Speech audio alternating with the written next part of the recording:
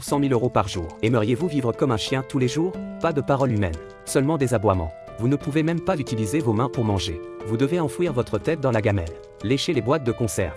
Il s'agit d'une entreprise de boîtes de conserve appelée Happy Buddy. On dit qu'elles conviennent à tout le monde. C'est sain, savoureux et naturel. Chaque jour, à l'heure de partir au travail, quelques aboiements de chiens retentissent dans le haut-parleur.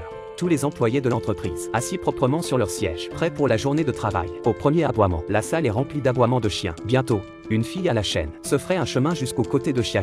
Il est devenu son nouveau collègue. Le patron a vu que tout le monde faisait du bon travail. Il a voulu sortir et dire quelques mots. Avant qu'il ait pu commencer, il a été interrompu par le rire d'une femme.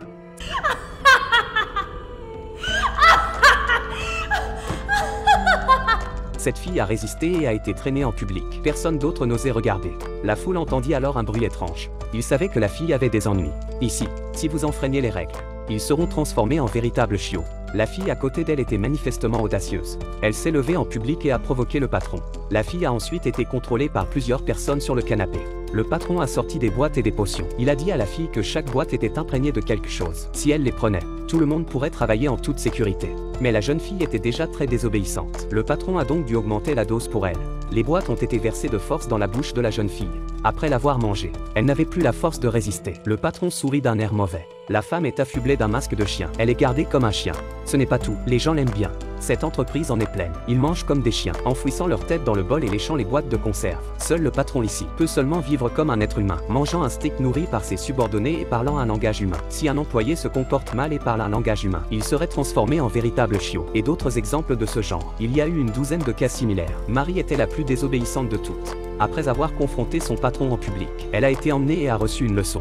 Maintenant qu'elle a été relâchée, elle est toujours désobéissante. Alors que tout le monde est en pause déjeuner, elle s'est glissée dans l'entrepôt et Chia l'a suivie par curiosité. Marie a sorti 2 pommes rouges et les lui a tendues. Le personnel n'avait le droit de manger que de la nourriture en conserve. Alors Natsu a refusé. Mais Marie ne veut pas seulement manger les pommes. Elle veut aider Natsu à enlever le masque du chien.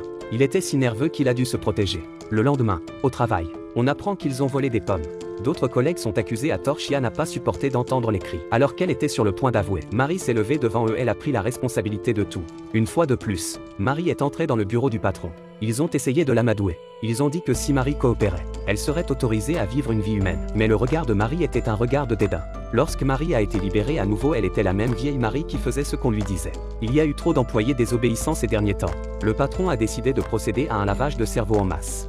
Elle porte un masque de chien quand les autres portent des masques. Parce que l'entreprise pour laquelle Marie travaille, elle distribue 100 000 € par jour pour vivre comme un chien. Le patron a dit au personnel de tourner comme des chiens. Tout le monde a fait ce qu'on lui a dit. Quand ils ont eu fini, ils se sont mis à genoux. Ils tiraient la langue et attendaient que le patron les examine. Les employés qui ont fait du bon travail seront nourris par le patron lui-même. C'est à ce moment-là que Chia a pris la main de Marie. Il sentait qu'il ne pouvait plus continuer ainsi. Quand le patron a fini de nourrir Chia, il a recraché toutes les boîtes de conserve. Et Marie s'est battue à son tour. Elle a mordu la main du patron. La scène était chaotique. Natsu prononça enfin les premiers mots humains de sa vie. Ne pouvait aboyer qu'au bureau. Parler humain est le plus grand délit qui soit. Chia a été emmené, mais il n'avait aucun regret. Chia est devenu un vrai chien. Marie a arraché un morceau de fil de fer. Elle se faufile jusqu'à l'entrepôt où le chien est gardé. Elle voulait libérer Natsu, et ensemble, nous nous échapperons vers le monde extérieur. Mais l'alarme n'a pas tardé à retentir. Dès qu'elle sort, elle tombe sur le patron. Mais Marie a ouvert une bouteille de potion et l'a jetée sur le chef. Le groupe lui a sauté dessus comme un fou et l'a déchiqueté. Maintenant, il est devenu la nourriture du groupe. Marie a essayé de faire sortir Chia de la maison avec elle. Mais ce qui l'attendait, c'était un groupe d'hommes en noir. Marie savait qu'elle ne pourrait pas s'échapper. Elle a donc arraché son masque de chien, pour être une vraie personne.